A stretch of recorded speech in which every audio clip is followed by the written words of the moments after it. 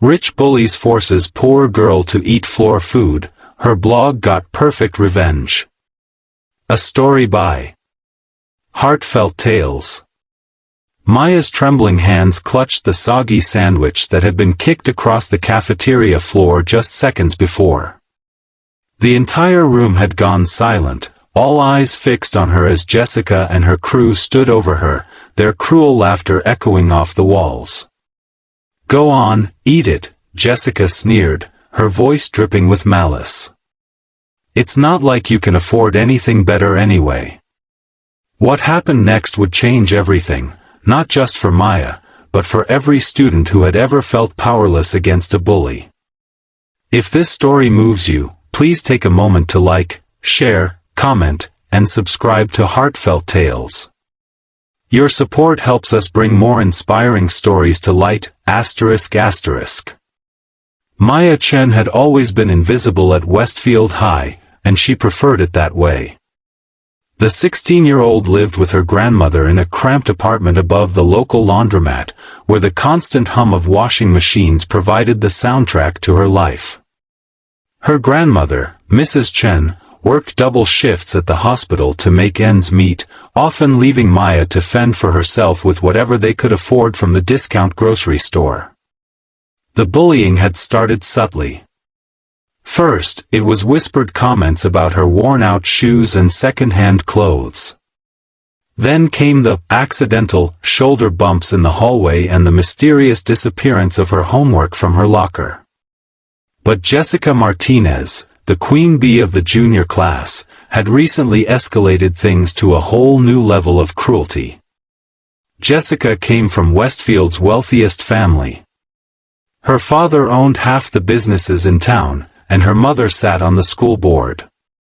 She lived in a mansion with a circular driveway and drove a brand new BMW that most teachers could only dream of affording.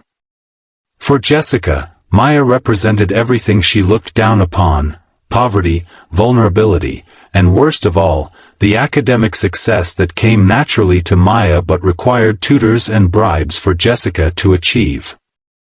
The cafeteria incident wasn't Maya's first humiliation, but it was the most public. Jessica had deliberately knocked Maya's lunch tray to the floor, sending her peanut butter sandwich sliding across the grimy tiles. The sandwich, Maya's only meal until she could get home to share a simple dinner with her grandmother, lay there like a symbol of her helplessness. "Pick it up and eat it," Jessica had commanded, her voice carrying the authority of someone who had never been told no. Her followers, Brad and Chloe, stood behind her like loyal soldiers, their phones out and ready to record the humiliation. "Unless you think you're too good for floor food." Maya's face burned with shame as she knelt down and picked up the sandwich. The bread was soaked with spilled milk and specked with dirt from shoes that had trampled over it. Her stomach growled loudly, betraying her hunger, and Jessica's smile widened. "Eat it," Jessica repeated, and Maya knew she had no choice. In that moment, surrounded by the silent stares of her classmates and the cruel laughter of her tormentors, Maya took a bite of the ruined sandwich. The taste of humiliation was more bitter than anything she had ever experienced. But what Jessica and her crew didn't know was that Maya had been documenting everything. Every cruel word, every public humiliation, every moment when she felt like the world was against her, she had been writing it all down in a secret blog she called Invisible Girl Diaries. Maya had started the blog as a way to cope with her feelings of isolation and helplessness. Late at night, after her grandmother had fallen asleep, she would sit at the old computer they had bought from a yard sale and pour her heart out to the anonymous readers who had slowly begun to follow her story. She wrote about the challenges of being poor in a wealthy school district, the daily struggles of helping her grandmother make ends meet, and the constant fear that walked with her through the school hallways. Her writing was raw, honest, and heartbreaking. She described the shame of wearing the same 3 outfits in rotation, the embarrassment of declining invitations to movies or parties because she couldn't afford them, and the loneliness of eating lunch alone in the library to avoid the cafeteria's social minefield. But she also wrote about her dreams, her determination to succeed despite the obstacles, and her deep love for her grandmother who sacrificed everything for her future.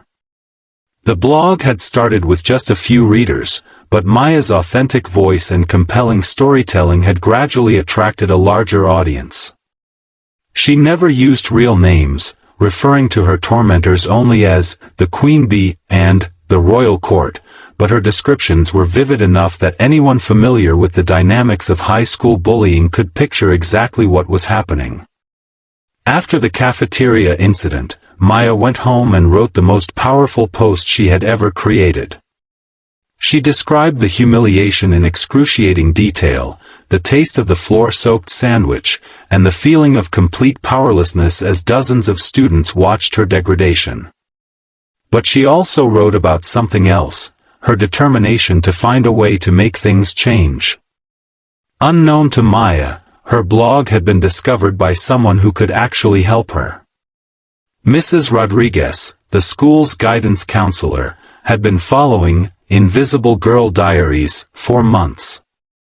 She had initially stumbled upon it while researching online resources for students dealing with bullying, but Maya's writing had captivated her.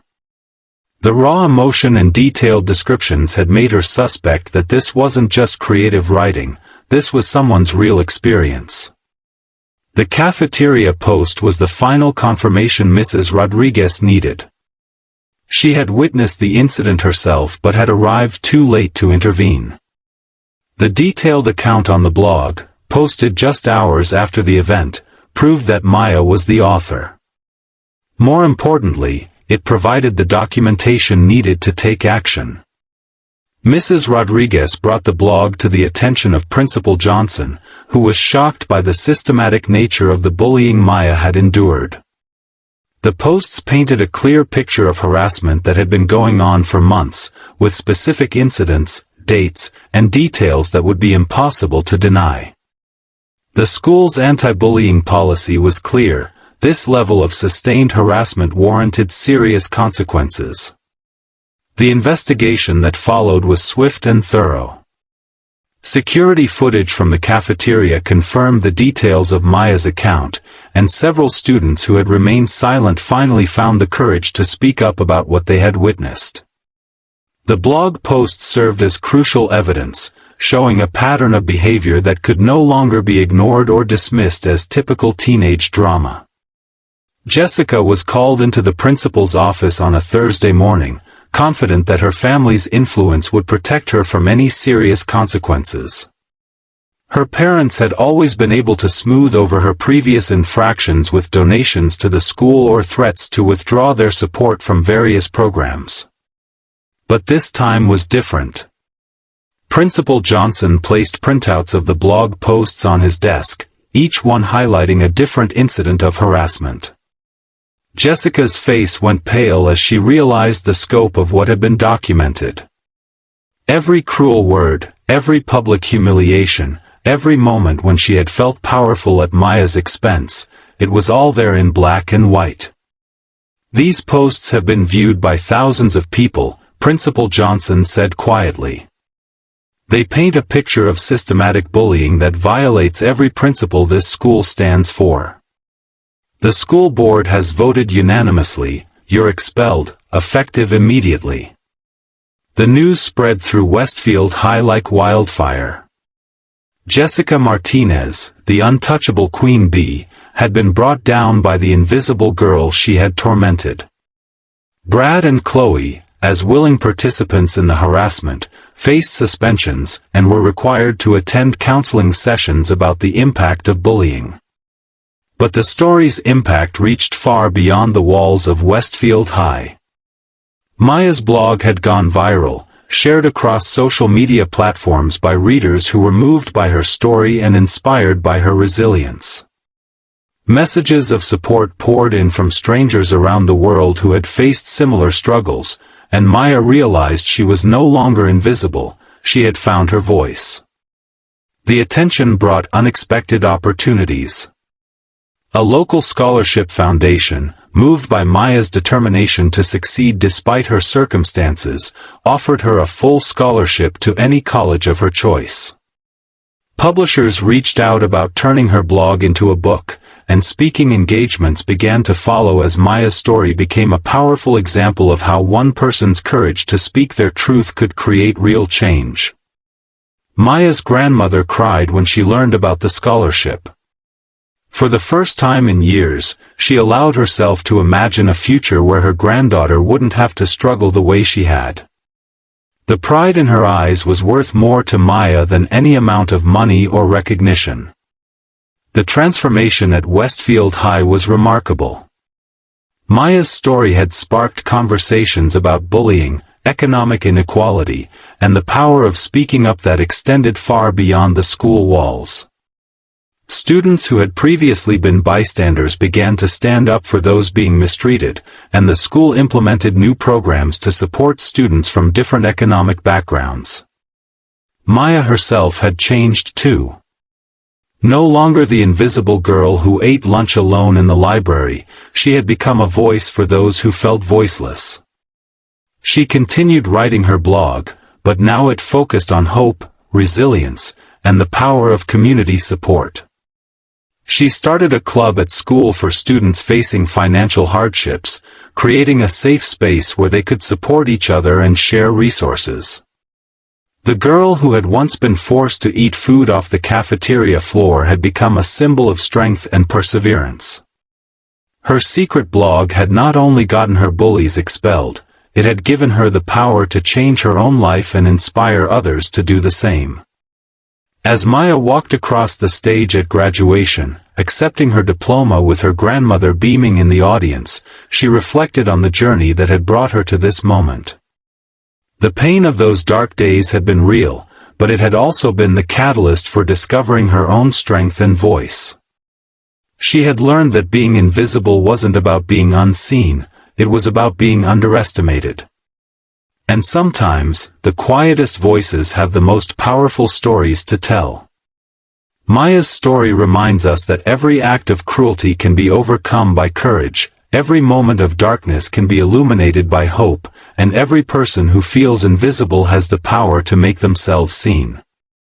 If this story touched your heart, please like, share, comment, and subscribe to Heartfelt Tales.